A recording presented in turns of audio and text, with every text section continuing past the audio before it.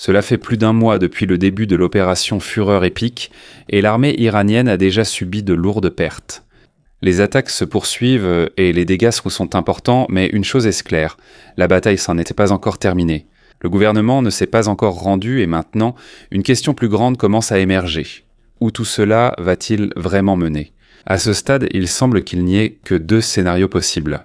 Les États-Unis peuvent soit remporter une grande victoire, soit la situation peut se retourner contre eux et devenir un énorme problème. Il n'y a pas de juste milieu. C'est soit une victoire, soit un échec. Et si tu regardes de plus près, il y a des signes que la situation n'est pas aussi simple que ça. Oui, les États-Unis ont encore l'avantage en termes de dégâts qu'ils peuvent causer, mais les problèmes commencent à apparaître. Par exemple, l'Iran a déjà réussi à abattre un avion de chasse américain, un F-15U Strike Eagle, dans son propre espace aérien. C'est quelque chose de très important. Même si les pilotes ont été sauvés en moins de 48 heures, il est clair que le combat n'est plus à sens unique. Mais avant de commencer, n'oubliez pas d'aimer cette vidéo. C'est très important pour nous, créateurs de contenu. Merci beaucoup et maintenant, commençons. La réaction de Donald Trump le 5 avril a été encore plus remarquable lorsqu'il a publié un message furieux contre l'Iran. Cela montre qu'il commence à perdre patience.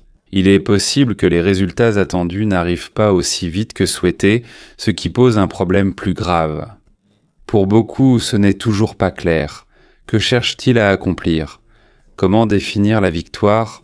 Quand saura-t-on que c'est fini ? Au fil du temps, la situation devient de plus en plus compliquée, surtout en ce qui concerne le détroit d'Ormuz. Au lieu que seul l'Iran soit affecté, il est même possible que d'autres pays soient impliqués à cause des actions des États-Unis dans cette région. Cela signifie que pendant qu'ils essaient de contrôler la situation, il y a une possibilité que le problème devienne encore plus grave que prévu. Et si ce n'est pas clair ce qu'ils veulent vraiment accomplir, chaque étape suivante devient encore plus risquée. Jusqu'à présent, le gouvernement de Donald Trump n'a toujours pas clairement expliqué ce que signifie réellement la victoire. Dans l'opération Epic Fury, il n'y avait même pas de simple liste, aucune explication concrète sur ce qu'il voulait exactement obtenir à la fin de cette opération. Et c'est là que commence le gros problème. Parce que si la direction n'est pas claire, le combat peut s'éterniser, et peu importe la puissance aérienne des États-Unis, cela ne suffira pas à le terminer. Le 26 mars, Time a parlé à plusieurs sénateurs et représentants américains, et certains d'entre eux ont dit qu'il serait difficile de gagner. Qu'est-ce qu'on veut accomplir ? Leur point est simple. Si la fin n'est pas claire, tu ne peux pas non plus dire si tu as déjà gagné. L'un de ceux qui ont parlé le plus franchement était Chris Van Hollen. Selon Chris Van Hollen, c'est une guerre choisie par Trump. Nous ne gagnons pas. Nous sommes encore plus en danger. Donc cela doit cesser. Il a ajouté que si l'on doit encore se demander quel est l'objectif, cela signifie qu'il n'y a vraiment pas de plan clair, pas de fin claire, et aucune base claire pour dire quand on peut considérer que c'est une victoire. En réalité, pour certains, cela était déjà un signe possible de défaite. Car plus le combat dure, plus le risque augmente pour les États-Unis. D'autant plus qu'ils possèdent pas moins de 19 bases militaires au Moyen-Orient. Ces bases sont censées montrer leur puissance. Mais à mesure que la guerre s'éternise sans direction claire, ils deviennent eux-mêmes la cible de drones, de missiles et de groupes alliés de l'Iran dans la région du Golfe. Si cela arrive, il est possible que les États-Unis perdent des hommes et du matériel même en dehors de l'Iran. Et toute la région deviendra encore plus instable qu'avant. Le gouvernement de Trump a fait quelques déclarations sur ce qu'il souhaite voir se produire, mais cela reste encore flou. Le 28 février, il a déclaré que l'un des objectifs était de détruire les missiles iraniens ainsi que leur production. Il y a eu quelques progrès à ce sujet, mais comme l'Iran continue de lancer des missiles vers les pays du Golfe, il est clair que ce n'est pas encore terminé. Même si les tirs de missiles iraniens ont diminué de 80 à 90% depuis le début de l'opération Epic Fury, cela ne veut pas dire que la situation est réglée. Pour les pays du Golfe comme le Koweït, la menace se fait toujours sentir. Le 5 avril, leurs installations d'eau et d'électricité ont même été touchées, donc même si les missiles ont diminué, la situation reste dangereuse. Un autre objectif possible des États-Unis est d'empêcher l'Iran de fabriquer une arme nucléaire. Mais jusqu'à présent, cela ne s'est pas encore produit car l'uranium enrichi nécessaire se trouve toujours en Iran. Un autre objectif était de détruire l'armée de l'air et la marine iranienne. Sur ce plan, les États-Unis ont partiellement réussi. Car dès le début, l'armée de l'air iranienne n'a presque pas pu opérer. et leur marine a déjà perdu plus de 100 navires, mais malgré cela, ce n'est toujours pas suffisant pour dire que la bataille était terminée. Même si les grands navires disparaissent, il reste encore de petits bateaux et des drones utilisés par l'Iran, surtout dans le détroit d'Ormuz. Et c'est là que la situation devient vraiment un gros problème. Jusqu'à présent, le détroit d'Ormuz reste fermé. Même après plus d'un mois depuis l'attaque, même si Donald Trump continue de menacer à plusieurs reprises, il n'a toujours pas été rouvert. Selon Massi-Hirono, tu ne peux pas dire que tu as gagné tant que le détroit d'Ormuz reste fermé. Cela signifie que si cela ne s'ouvre pas, la bataille n'est pas encore terminée. Et si leur objectif maintenant est de l'ouvrir, c'est comme s'ils revenaient simplement à la situation précédente, parce qu'il était déjà ouvert avant même le début de l'opération Epic Fury. Cela a un impact énorme sur le monde entier. Depuis le début de l'opération, le prix du pétrole et du gaz a augmenté, et il ne baissera pas tant que le passage restera fermé. Il est même possible qu'il augmente encore plus. Selon Paul Krugman, cela pourrait atteindre 150 $. C'est le prix par baril, et il n'est pas impossible que cela atteigne même 200. Cela signifie que c'est presque le double par rapport au prix actuel, surtout si on le compare à la période du Covid en 2022, où les prix étaient déjà hauts à cause des problèmes d'approvisionnement. Depuis le début de l'opération Epic Fury, la quantité de pétrole passant par le détroit d'Ormuz a fortement diminué. Avant, environ 21 millions de barils passaient chaque jour. Maintenant, il n'en reste plus que 4 millions. Et si tu y réfléchis, presque 70% des navires qui arrivent à passer là-bas appartiennent à l'Iran ou y sont liés. Ça veut dire que même si le flux a diminué, l'Iran garde quand même un avantage dans cette partie du conflit. Ce n'est pas seulement le pétrole et le gaz qui sont affectés. Même les engrais, le soufre, le méthanol, l'aluminium, l'hélium, le fer et d'autres matériaux importants utilisés dans l'industrie doivent aussi passer par cet endroit. Selon le Forum économique mondial, si le flux venait à s'arrêter complètement, cela pourrait causer un énorme problème économique dans le monde entier. Et si la fermeture du détroit d'Ormuz se poursuit, cela pourrait mener à une crise économique mondiale. En réalité, certains disent que cela a déjà commencé. Mais les premiers à être touchés sont les pays du Golfe qui n'incluent pas l'Iran, parce qu'ils dépendent de cette voie pour le commerce. Et leur problème n'est pas seulement économique, il y a quelque chose d'encore plus grave. À cause de ce qui se passe, l'Iran devient encore plus agressif envers ces pays. Comme ce qui s'est passé au Koweït le 5 avril, où leurs installations d'eau et d'électricité ont été touchées. Et ce n'est pas tout. De nombreuses attaques successives ont eu lieu, des bases militaires américaines jusqu'aux installations énergétiques dans différents pays du Golfe. On dirait que la tension dure depuis longtemps, et maintenant elle s'est encore aggravée à cause de l'opération Epic Fury. Selon le Georgetown Journal of International Affairs, il est possible que ces pays coopèrent pour combattre l'Iran. Mais les alliés de l'Iran restent un gros problème. Il n'y a pas que l'Iran qui agit, il y a aussi des groupes qui opèrent pour eux. Il y a le Hezbollah au Liban, des groupes chiites en Irak, les Houthis au Yémen et d'autres petits groupes à travers tout le Moyen-Orient. Le problème avec ces groupes, c'est qu'il est difficile de les surveiller et encore plus difficile de les arrêter. Même si les installations de l'Iran sont touchées, ces groupes continuent d'agir. Le 28 mars, plusieurs pays comme le Qatar, l'Arabie Saoudite, Bahreïn, la Jordanie et les Émirats Arabes Unis ont publié une déclaration contre ces groupes. Mais même avec de telles déclarations, cela ne veut pas dire qu'ils vont s'arrêter. Car pour l'instant, les troubles continuent. Les bombardements aériens continus ne suffisent pas non plus à arrêter les groupes alliés de l'Iran. Ils ne combattent pas de manière conventionnelle. Ils se cachent et attendent que les attaques Sotraï-Atta se terminent, puis ils ripostent soudainement de différentes manières. C'est vraiment leur façon de faire. C'est une méthode de combat que l'Iran prépare depuis longtemps. Et en fait, c'est aussi le type d'ennemi qui cause des problèmes aux États-Unis depuis longtemps, depuis l'époque du Vietnam jusqu'en Irak et en Afghanistan. Outre le combat, les États-Unis font face à un autre problème majeur. Il n'y a pas que l'argent qui s'épuise, les équipements et les fournitures aussi. Selon James Comer, il veut savoir où va l'argent et combien il en faudra encore. Sa question est simple, faut-il augmenter les dépenses et combien pour la prochaine fois ? Nous avons déjà une idée de la réponse. Selon The Guardian, les dépenses de l'opération Epic Fury ont déjà atteint 12,7 milliards de dollars au cours des 6 premiers jours seulement. Et à ce jour, cela dure déjà depuis 37 jours. Si le rythme des dépenses reste la même si ce n'est pas certain, il est possible que le total dépensé par les États-Unis contre l'Iran ait déjà atteint 78,3 milliards de dollars. À cause de cela, la Maison-Blanche demande maintenant un fonds supplémentaire de 200 milliards de dollars pour poursuivre la lutte, selon la BBC du 19 mars. De plus, selon Le Monde, ils souhaitent également augmenter de 40% le budget de la défense des États-Unis, qui atteindrait 1,5 billion de dollars par an. Quel est leur plan pour obtenir cet argent ? Selon le gouvernement de Donald Trump, certaines dépenses du gouvernement seront réduites ou supprimées et certaines responsabilités seront renvoyées aux gouvernements locaux. En d'autres termes, plus le combat dure, plus il ne s'agit pas seulement de l'ennemi, mais aussi des dépenses qui ne cessent d'augmenter. Selon le plan, les États-Unis économiseraient 73 milliards de dollars pour l'armée. Mais même ainsi, cela reste insuffisant par rapport aux 200 milliards de dollars demandés par la Maison-Blanche, surtout si l'on inclut le projet d'augmentation de 40% du budget de la défense. S'ajoute aussi le problème d'approvisionnement.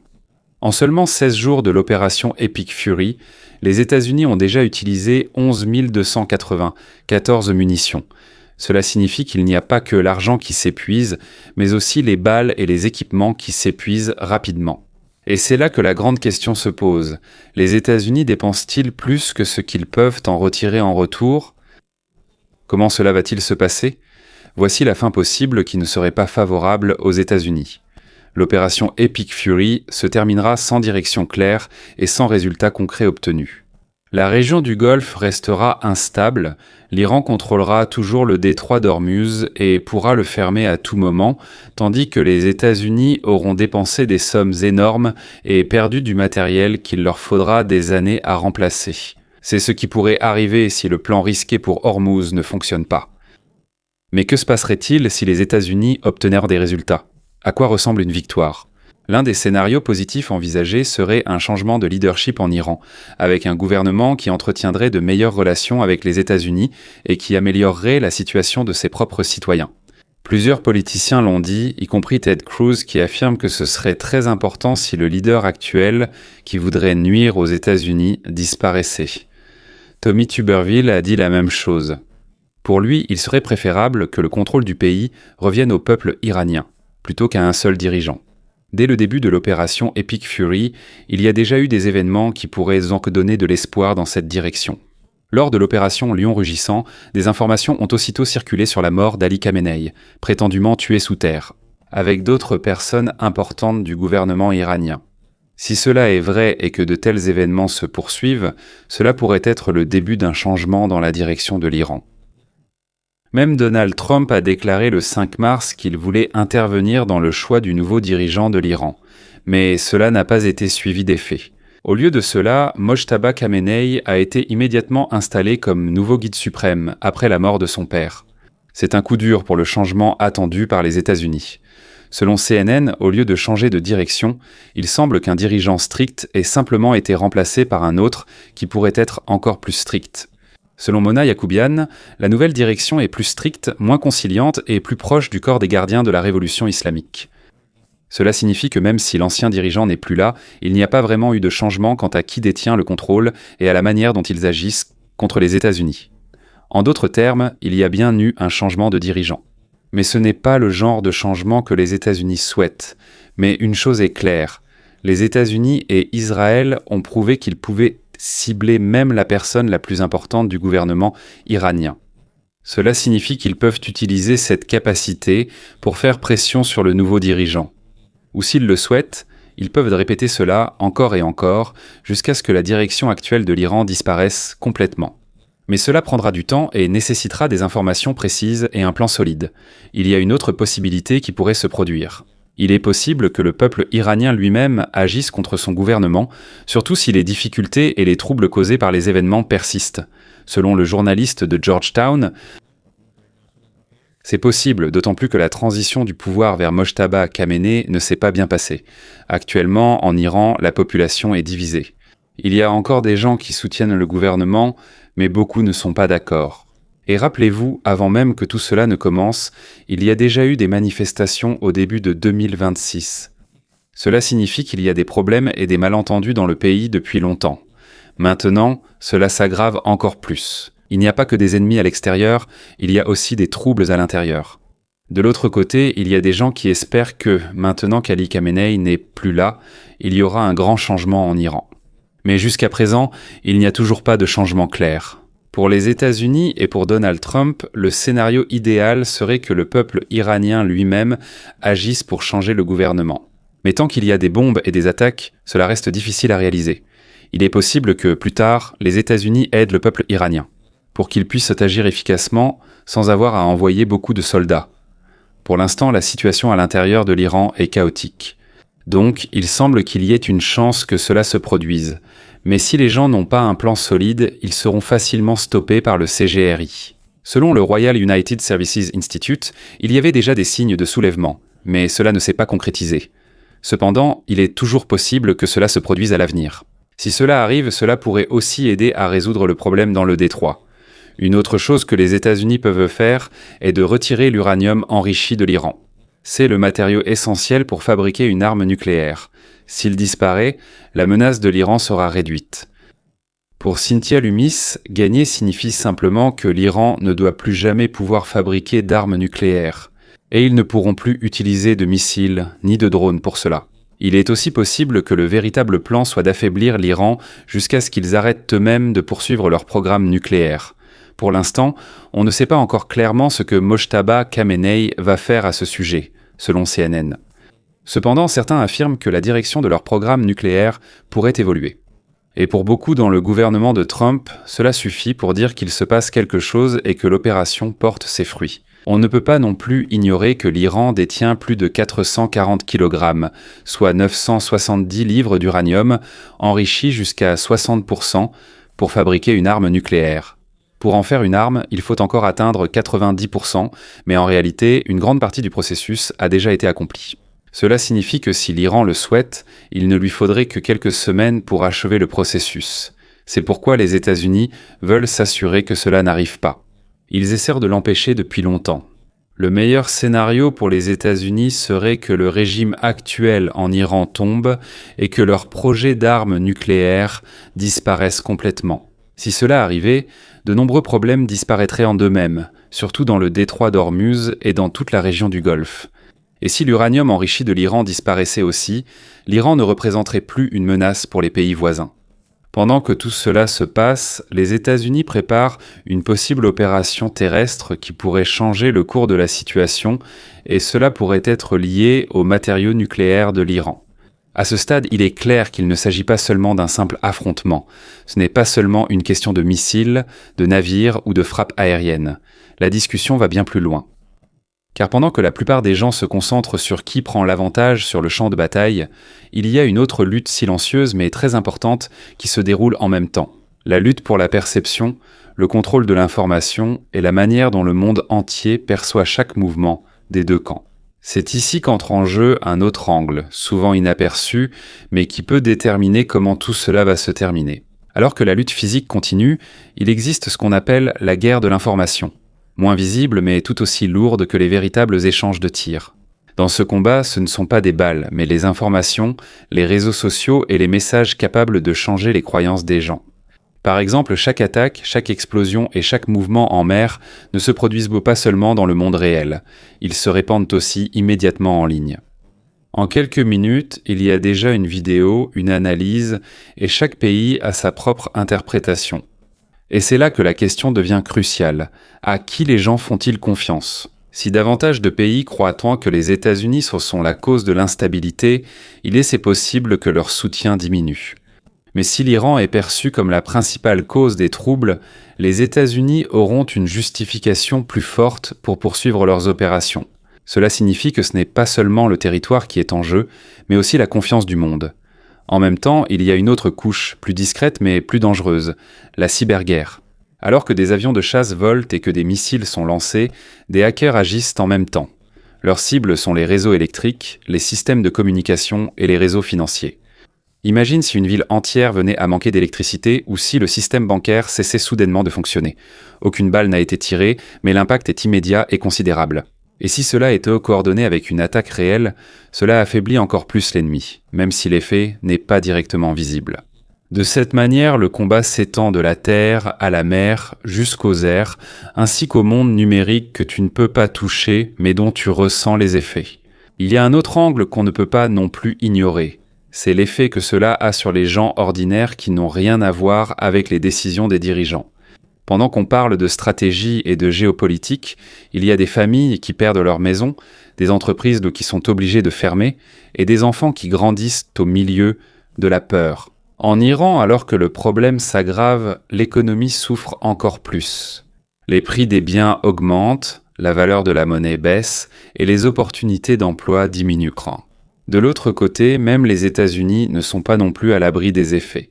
Alors que les coûts opérationnels augmentent, certains programmes internes peuvent être affectés, comme la santé, l'éducation et les services publics. Cela signifie que même si le conflit est loin, les gens le ressentent dans leur vie quotidienne. Et c'est là qu'intervient une autre possibilité, la lassitude face à la guerre. Plus le conflit dure sans résultat clair, plus le public se fatigue. Ce n'est pas seulement en Iran, mais aussi aux États-Unis et dans d'autres pays. Quand on en arrive au point où plus de gens veulent simplement que le conflit se termine plutôt que de le poursuivre, le problème change pour les dirigeants. Parce qu'au final, peu importe la puissance de l'armée, tu ne peux pas continuer une guerre si ta propre population ne la soutient plus. Et si cela arrive, l'un ou l'autre camp peut être forcé de se retirer. Pas parce qu'ils ont perdu la bataille, mais parce que la situation n'est plus tenable. Il y a une autre direction possible dont on parle rarement, c'est le rôle des autres grandes puissances qui ne sont pas directement impliquées, mais qui ont de grands intérêts. Pendant que les États-Unis et l'Iran sont accaparés par leur affrontement, il y a des pays qui observent silencieusement et attendent leur chance. Si les États-Unis s'affaiblissent par des dépenses excessives et la dispersion de leurs ressources, un autre pays pourrait remplacer leur influence dans d'autres régions du monde. Il en va de même pour l'Iran. Si ce pays s'affaiblit encore, d'autres pourraient intervenir pour contrôler certains aspects de la région. Ce n'est donc pas qu'un conflit entre deux pays. C'est comme un grand jeu où chaque mouvement a un impact sur une situation plus vaste. Et lorsque tu combines tout cela, la pression militaire, la tension économique, la guerre de l'information, les cyberattaques et l'opinion publique, il devient de plus en plus évident qu'il n'y a pas de solution simple à cette situation. Une victoire sur le champ de bataille ne suffit pas. La baisse du nombre de missiles ne suffit pas non plus. Et un changement de dirigeant ne suffit pas si la direction globale ne change pas. Parce qu'au final, la vraie question n'est pas seulement de savoir qui va gagner, mais s'il y aura vraiment un gagnant. Et tandis que chaque mouvement, chaque décision et chaque pas en coulisses se poursuivent, il devient de plus en plus clair que ce combat ne concerne pas seulement le présent, mais aussi le type de monde qui sera créé après cela. Et il y a encore une autre chose qui peut arriver et qui n'est pas immédiatement remarquée, son impact sur les générations futures. Plus le conflit dure, plus les enfants qui grandissent dans cette situation s'y habituent. Pour eux, la peur, le bruit des attaques et l'incertitude deviennent la norme. Lorsqu'on en arrive à ce point, il ne s'agit plus seulement d'un problème actuel, mais d'un cycle beaucoup plus long et difficile à briser. Et si cela n'est pas arrêté, la tension peut continuer même après la fin des combats. Car parfois les effets de la guerre perdurent après le dernier coup de feu, touchant ceux qui restent.